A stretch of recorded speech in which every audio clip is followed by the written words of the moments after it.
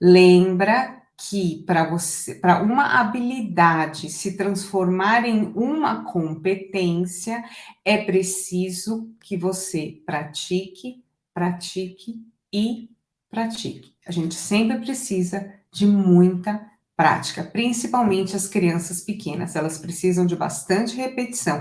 E quando eu falo repetição, eu não falo que é pegar o mesmo exercício e aplicar o mesmo exercício 400 vezes. Não, isso é chatice, isso é chato, né? Isso é como ser chato. Isso não funciona. Quando eu falo repetir, é você ter vários jogos, várias brincadeiras, diferentes atividades que se tratam do mesmo tema e que se complementam, e você vai aplicando. Então, você vai ter uma música, você vai ter uma brincadeira, você vai ter um jogo, você vai ter uma estrutura. Quer ver? Vou trazer assim, bem para a prática, bem para a realidade. Então, a educação socioemocional, na prática, como é que você vai fazer? Você vai, primeiramente, colocar dentro do seu planejamento. Você vai introduzir e você vai fixar, juntamente com as crianças, os temas como a empatia, gerenciamento de conflito, você vai o respeito, a diversidade, o autoconhecimento e muitas outras que a gente tem, muitas outras para o ano inteiro, né? A gente tem. Então, vamos, por exemplo, pegar aqui uma para a gente tirar uma foto. Eu gosto sempre que você imagine igual uma dieta, que tem a foto do antes da dieta e o depois da dieta. Então, antes de você aplicar a educação socioemocional na sua sala de aula, como é a sua sala de aula? As crianças, elas brigam. Por exemplo, vamos supor que a criança está lá brincando calmamente, agora você planejou que é a hora das brincadeiras livres e a criança está lá brincando, vem a outra e tira o brinquedo da criança, né? Isso acontece que a gente sabe. A criança vai lá e arranca o brinquedo porque ela quer agora brincar com aquele carrinho. O que a criança faz antes de você desenvolver, ter trabalhado a educação socioemocional na sua sala? Se a criança tem uma, um temperamento forte, a primeira coisa que essa criança faz é fechar a mão e dá-lhe uma porrada na cara do amiguinho que tirou o brinquedo. O amiguinho nem tanto, né? Que tirou o brinquedo dele. Se é uma criança que já é mais sensível, a criança está brincando, a criança sensível está brincando. Vem o amiguinho, vem o outro e arranca o brinquedo dela, o que ela faz? Chora. Bem alto, dependendo da idade, chora, ela sofre com aquilo. Isso é a foto antes de você desenvolver. Daí você foi lá e aprendeu aqui no meu canal, você já é aluna do meu curso, você já sabe muitas atividades e você já sabe como que você faz, como que você traz a educação socioemocional para o seu planejamento. E você, então, o que você vai fazer? Você vai, por exemplo, trabalhar as regras. Anota aí. Você tem lá, dentro do seu planejamento, você trabalhou o quê? Você trabalhou as regras.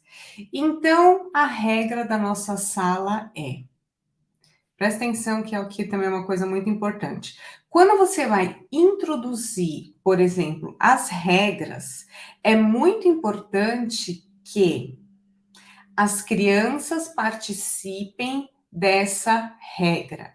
É muito importante que a criança ela perceba a importância daquela regra. Ela é importante que ela perceba, que ela sinta que aquela regra é para o bem dela e que não é uma regra que veio do adulto querendo mandar, né, mandar na criança. Para que a regra funcione, é preciso que ela participe. Então, vamos supor que você conversou com as crianças, você pode ter mostrado foto, você não precisa esperar que isso aconteça na sua sala de aula. Você vai trazer fotos com uma criança que puxa o cabelo da outra, né? Você vai trazer uma imagem de uma criança que arrancou, que tirou o brinquedo do outro, e daí você vai conversar com com as crianças. Vocês já passaram por isso? Daí você vai dar um tempo para a criança. Isso você está o quê? Introduzindo o tema. Introduzindo o tema às nossas regras.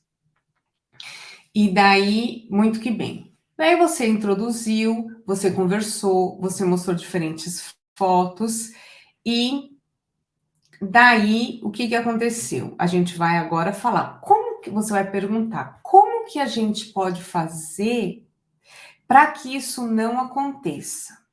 Daí as crianças vão dar ideias.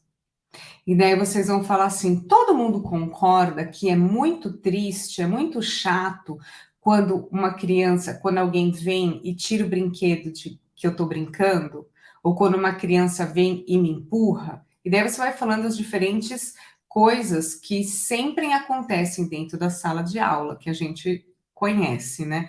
Que é a criança que empurra, é a criança que fica com raiva e bate. Então a gente tem uma regra, que a regra é: a gente nunca bate. A gente sempre primeiro pergunta: posso brincar com esse brinquedo? Agora você está brincando. Então, eu posso brincar depois? E a gente combina como que a gente vai fazer isso. Ah, mas ele nunca faz, mas não sei quem, sempre tem, o não sei quem que não obedece regra nenhuma, que não tem esse autorregular, que não consegue, né, se autorregular, geralmente são as crianças atípicas. Então, você também, ó lá, mais uma coisa, você já está usando isso na hora da sua avaliação. As crianças geralmente atípicas, elas não conseguem se regular. É mais forte do que elas. Então, a primeira reação delas é bater, mesmo que a gente já falou que isso não é para fazer. Então, a gente também tem que falar isso. Olha, a gente sabe que, por exemplo, vamos dar um nome de, por exemplo, aqui o Rubem. A gente sabe que o Rubens, ele não consegue se controlar. Então, se a gente já sabe que ele não consegue se controlar porque ele ainda está aprendendo, o que a gente faz então? Daí você conversa com as crianças e vocês resolvem qual é a melhor regra para vocês. Então, se você já sabe, por exemplo, você está brincando com o carrinho, você está brincando com o carrinho, e daí você já está vendo que o Rubens está vindo, muito provavelmente, arrancar o carrinho da sua mão, porque a gente já sabe, você não vai falar assim com a criança, mas então você vai falar assim: então quando você já vê, você já fala para ele: para, eu estou brincando agora. Se você quiser brincar, a gente vai arrumar depois eu te empresto. Então, a criança, ela já percebe o outro, olha qual é o campo de experiência que eu estou falando aqui, o eu, o outro e o nós. Então, a gente já está trabalhando a nossa regra, então a gente já está dando uma ferramenta para a criança, para ela já se proteger sem necessariamente ter que brigar, sem necessariamente ela ter que se defender, ou dar porrada, ou chorar, de acordo com o temperamento que a criança tem.